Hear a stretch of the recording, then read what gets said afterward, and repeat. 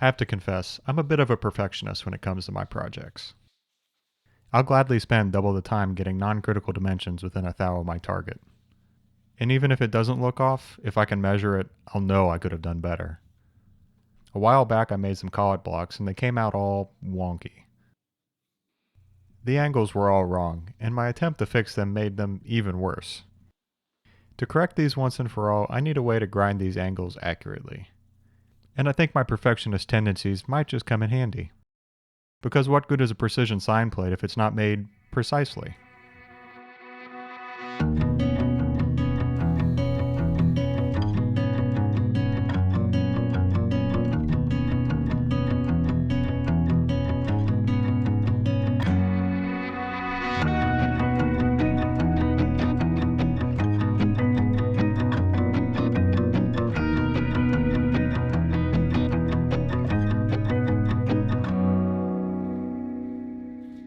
This officially marks the first project I've actually purchased specific materials for. I did have a little help on this, however. My friends over at KBC Tools wanted to support the channel and donated a couple critical components for this project. A small magnetic chuck that will mount to the sine plate, and a fresh set of gauge blocks, because mine are toast. Thanks, KBC. Now let's dive into this project. The minimum order length for these bars of 4140 was 13 inches, and the width and thickness were also listed as oversized. So we have some material to remove before we can get into the fun stuff.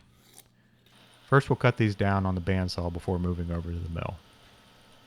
I was at the limits of my mill's reach on my last project, so I'll preemptively free up some room on the table and scoot the vise back to center. These bars are probably square, but just in case, I'll use the standard squaring procedure to remove the excess material. First is to mill one of the larger faces. I would normally clamp one edge with an aluminum rod, but that setup just wasn't cooperating. The first edge is cut the same way, except I'll keep the face we just milled against the fixed jaw. The same goes for the second edge, this time making sure to seat it fully against the vise base. Now that the two edges are milled, we know they are parallel and square. So we can clamp them directly with the jaws and on parallels to clean up the last face. I won't bore you with the second bar, but it's the same process. The dimensions are all still a few thou over spec, so we can really dial in the thickness and squareness with the surface grinder. I'm starting with somewhat aggressive passes at a half thou depth until I've cleared all of the tool marks. Then flip the block and do the same for the opposite side. Let's go over to the surface plate and check the progress. My target is 1.5 inches, so I'll ring together the 1 inch and 1/2 inch blocks. Then use these to zero the surface gauge holding a dial test indicator, which turns this into a height comparator that I can move over the block we just ground. Well, that's not a promising start. I'm already at my target thickness and I haven't taken any finishing passes yet. I guess I'll have to angrily subdue my perfectionist tendencies and live with this. Fortunately, the thickness really isn't that critical. It's the parallelism that matters, and that looks spot on. I still need to take a dusting pass on each side to get a better surface finish, but I'm not happy with the scratch marks left on the surface from the magnetic chuck. It's been a while since we've had a good side project, so let's go. This chuck was resurfaced not too long ago when I restored the surface grinder. But as I soon learned from a contingent of experienced machinist commenters, I didn't do it quite right. So I've been itching at an opportunity to correct this. Step 1 is to first resurface the table mounting pad the chuck rests on. For good measure, I'm redressing the wheel between each step. Though without the magnetic chuck in place, it took me a minute to figure out how to hold down the dresser. Next is to mount the chuck upside down on the table's surface, using its own magnet to hold it in place. It only now occurred to me that this face is aluminum. I probably don't have the correct wheel on here for this, but I'll give it a go anyways. Seems alright to me. With the chuck the right side up, we can tram it in, then clamp it down tightly on one side and only snug on the other. This lets the chuck expand and contract with temperature fluctuations without buckling. Before the final skim cut, we'll readjust the wheel one last time. And activate the magnet since this is the position the chuck would be in during any grinding. I wasn't super impressed with my first resurfacing job, but I've learned that regular wheel dressing, very light passes, and short steps makes for a very nice finish without any patterning. Finally, I'll remount the backstop and grind this in with the side of the grinding wheel. This ensures the edge is parallel to the direction of travel. With that detour out of the way, we can take some cleanup passes on both sides of the bar. The steps for grinding the edges are a little different. I'll rough one edge down past the cut marks, but before flipping it, I'll check how square these three faces are to each other. And here's the real reason I made the surface gauge. I know the large faces on each side are parallel, so if I zero the indicator on one side, then move to the opposite, any deviation would mean that the block is leaning one way or the other. But this one is dead nuts, so I can't show you anything. The second one, however, did come off a little out of square. I learned a trick on how to correct this from Steve at Solid Rock Machine Shop, and I've been looking for an excuse to try it out. This is called the step method. The block is leaning about 6.5 thousandths to this side, and the distance between the measuring points on the surface gauge is about 3.25 inches. So for material that is 1 inch thick, I could theoretically put a 9/10,000 shim under the bottom, tilting the part square, then grind the top. But have you ever seen a 9/10 shim before? Yeah, me either. Instead, we'll grind our own shim right into the part. After grinding the top edge of the block clean, we can take one last cut at the theoretical shim thickness of 9/10, leaving just a bit on one side untouched. Now when we flip this over, the block will lean just enough to straighten out for a final grinding to get everything square. Let's see how that worked. Looks like I got it within a couple tenths, which in the consideration of time, I'll say the dreaded words, good enough. All that work just to get 2 square pieces of steel. We're going to have to start picking up the pace a bit. I haven't touched the ends yet, so we'll mill these down to length now. Of course I prefer to grind these square as well, but they're simply too tall for my grinder. There are 2 holes on this face that would be used to attach the hinge pins.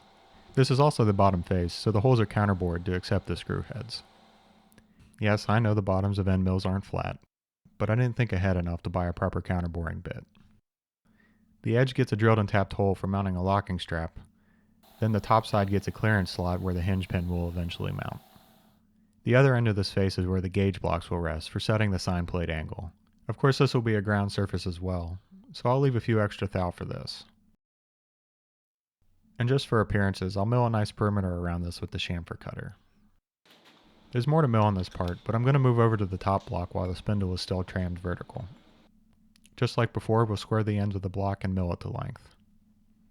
This face will get a slot to accept a piece of key stock, which will act as a hard stop for when we mount the magnetic chuck. The slot needs to be just wide enough to be a snug fit for the key with no wiggle room.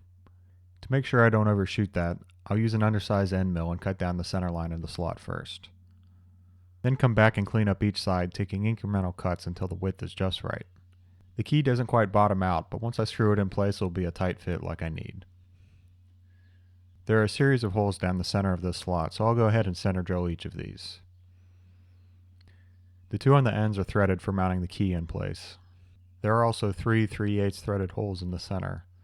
One will be used for a hold down clamp for the magnetic chuck, and the other 2 will be for a future project.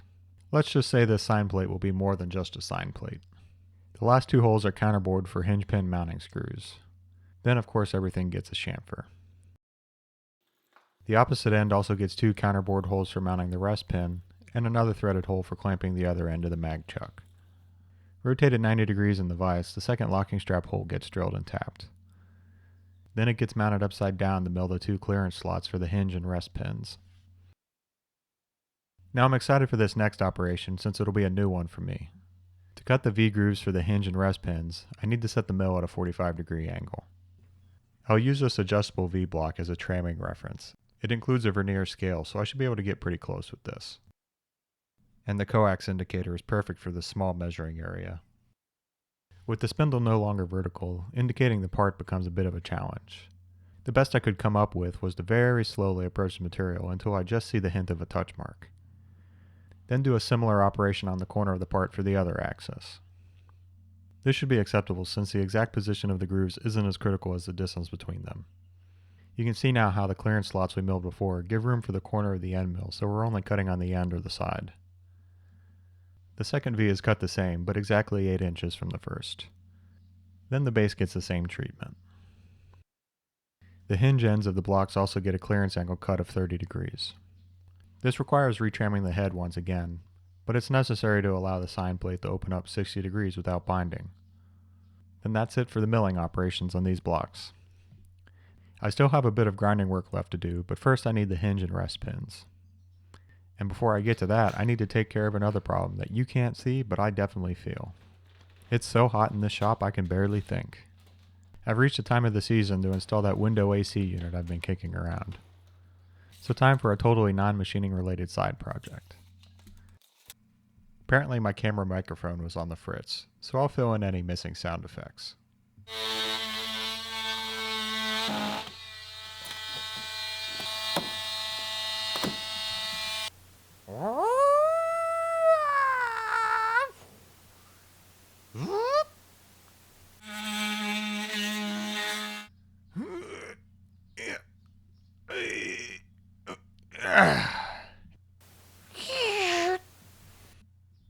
Click, click, click, click. Ah, that's so much better. I feel much less at risk of doing something stupid now. Let's get back to the machining. The stock I ordered for the pins came pre-ground to my desired dimensions and is surprisingly consistent in diameter despite its appearance. All of the features I'll be turning onto these parts need to be as concentric to the outside diameter as possible, so I'm switching to the 4-jaw chuck. This will let me dial in all of my steps, ensuring that concentricity. Once I've trued up the material near the chuck jaws, I also move the indicator out to the end of the bar to check it here as well, since this is where the actual cutting is happening. A little persuasion with a dead blow trues this up as well. I'm starting with the end caps of the hinges, since these will get a drilled and reamed hole. I don't have much control over the exact diameter this ream will leave, so doing this first gives me the flexibility to fine-tune the diameter of the pin that will go in this hole. Before parting this off, I'm taking a quick trip over to the mill to add a threaded mounting hole. Then it's back to the lathe for the parting operation. After making the second hinge cap, we can move on to the hinge center. The hinge center gets a reduced diameter pin on each end. This is a pretty simple detail, but it needs to be very precise. I can't have any slop in the hinges. In fact, I need them to be pretty snug. My first attempt is a little too loose for my comfort, so I cut that down and try again. This time I'm leaving about a half a thou larger and sanding it down until the cap just barely fits. Perfect. This part is getting 2 mounting holes in the center as well. So we'll pop these in here real quick with the mill before moving back to the lathe to part this off and finish the other end. The last piece to turn is the rest pin. It's also pretty straightforward, but with one critical feature. This is the part that will rest on the gauge blocks, but most gauge block sets don't go under 0.1 inches. So the ends of this rest pin are turned down and ground exactly to 0.1 inches smaller on the radius. This will let me achieve really shallow angles without having to use a tiny stack of shim stock. The rest of the features are pretty much the same as the hinge center. The final few operations of the hinge and rest pins do not require exact concentricity, so to save myself the time, I'm switching to the collet chuck. First is to face the opposite ends of the hinge caps to length, and might as well put a decorative chamfer on here as well. Now for the moment of truth. Let's put this all together and see how it works.